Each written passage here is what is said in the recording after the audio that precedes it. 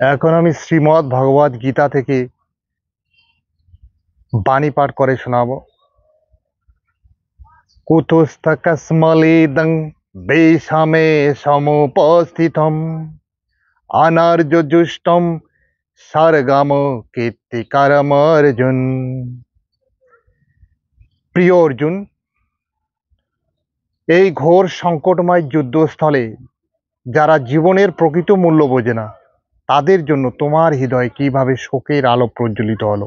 এইরূপ মনোভাব তোমাকে স্বর্গলোকে উন্নীত করবে না, পক্ষান্তরে তোমার সমস্ত যশরাশি বিনষ্ট করবে। ময়ি সর্বাণি কর্মাণি সংন্যস্য সাধ্য চেতসা নিরাশি নির্মম ভূত্বা যুদস্য বিগত জড়।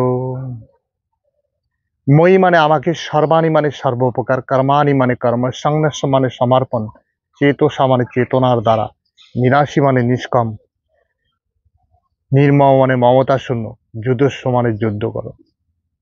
অর্থাৎ